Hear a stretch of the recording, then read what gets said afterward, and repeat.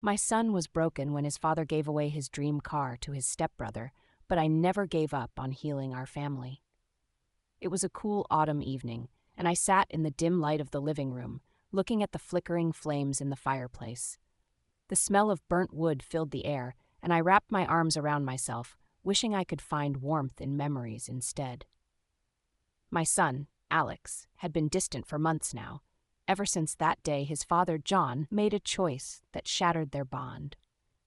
John and I had been through our share of struggles, but I had always hoped that despite our differences, we could co-parent Alex in a way that would let him know he was loved.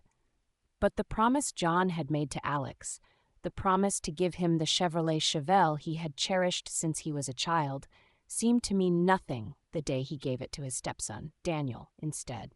I remember how excited Alex had been when he first learned about the car. He would sit in the driveway, eyes sparkling, dreaming of the day it would be his. It wasn't just a car, it represented the bond between father and son, the shared moments of laughter and learning in the garage, the nights spent discussing engines and racing. But when John texted Alex a photo of Daniel behind the wheel, everything changed. The shock on Alex's face when he called his father was a moment I would never forget. "Is this a joke?" Alex shouted through the phone, disbelief lacing his words. I stood in the hallway, listening, my heart aching for both of them. I knew how much this meant to Alex, how deep the cut would be. I thought he deserved it. He worked hard. John had yelled back, defending his choice, but the damage was done. In that heated exchange, they both said things they would come to regret. The pain in Alex's voice was like a knife to my heart. In the weeks that followed, Alex withdrew into himself. The laughter that once filled our home was replaced by silence. He spent hours in his room, tinkering with old toy cars, his only solace. I tried to reach out, to comfort him, but he wouldn't let me in. He felt abandoned, unwanted, and I could do nothing but watch as my son spiraled into sadness. One day, I mustered the courage to confront John. "He's hurting, John. You need to reach out to him. This is about more than just a car." "He doesn't understand. I'm proud of Daniel, too.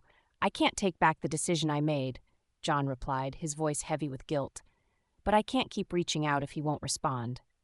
Maybe he just needs to hear that you still care, even if he's angry. You have to be the one to make the first move," I urged, knowing that John had a choice to make. Days turned into weeks, and I could see the toll this was taking on both of them. I decided to step in, hoping to mend the rift between them. I reached out to John again, this time with a plan. "What if we arrange a family dinner? Just us three, Alex, you, and me. It might give you both a chance to talk things out." John hesitated, but finally he agreed. I could hear the uncertainty in his voice. "I just don't know if he'll want to talk." "We have to try," I said, my heart filled with hope. I spent the next few days preparing for the dinner, trying to create an atmosphere of warmth and understanding. I set the table with our favorite dishes, filling the room with the aroma of home-cooked meals. But as the time drew closer, I felt the weight of anxiety. What if this only deepened the wounds? What if Alex wasn't ready to forgive? When John arrived, he looked nervous, his hands shoved deep into his pockets. I tried to encourage him with a reassuring smile. "It'll be okay. Just be honest with him." When Alex walked through the door, his eyes met his father's, and for a moment, time stood still. The tension was palpable. I could see the anger flickering behind Alex's eyes, but there was also a hint of sadness, longing for connection. "Thanks for inviting me," Alex muttered, not making eye contact. We sat down at the table, and the silence stretched between us like a chasm. I knew I had to break it. "Alex, I know things have been tough between you and your dad, but we're here together because we care about you." John nodded, his voice shaky. "I'm really sorry for what I did, Alex. I didn't think about how it would affect you. I was just trying to do something nice for Daniel, but I should have considered your feelings first." Alex looked up, surprise flickering across his face. "You didn't even ask me. I thought I meant something to you." "I know I messed up," John replied, his voice filled with regret. "I was selfish. I didn't realize how much that car represented for us. I was wrong to take it away from you." For a moment, the air hung heavy with unsaid words. I could see Alex wrestling with his emotions. Finally he spoke, his voice quiet but resolute. I just wanted to feel like I mattered, like I was still your son. You promised me that car, and when you gave it away, it felt like you gave away everything we had." "I'm so sorry," John said, tears brimming in his eyes. "I didn't mean to make you feel that way. I want to fix this, to make it right. You're my son, and I love you." Alex's walls began to crack, and I could see the hurt slowly morphing into understanding.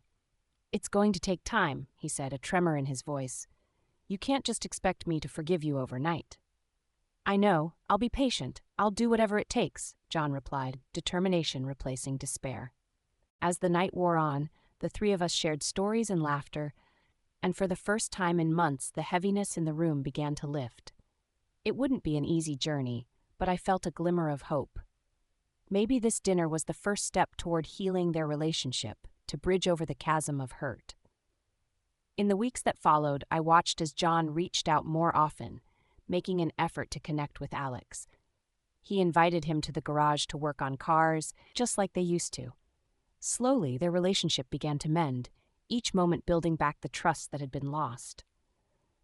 One evening, as I was preparing dinner, I heard the sound of laughter coming from the garage. I peeked through the window and saw John and Alex bent over an engine, their heads close together, lost in conversation. The sight filled my heart with warmth. Later that night, as we sat together for dinner, Alex looked at his father and said, "You know, maybe one day I'll take that Chevelle for a spin, just like we talked about when I was a kid." John smiled, hope gleaming in his eyes. "I'd like that, and I promise this time I'll make sure it's yours." And at that moment, I knew that despite the challenges they had faced, they were on a path to healing.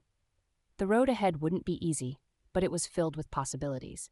As a mother, all I wanted was for my son to know he was loved and valued, and for his relationship with his father to thrive once again.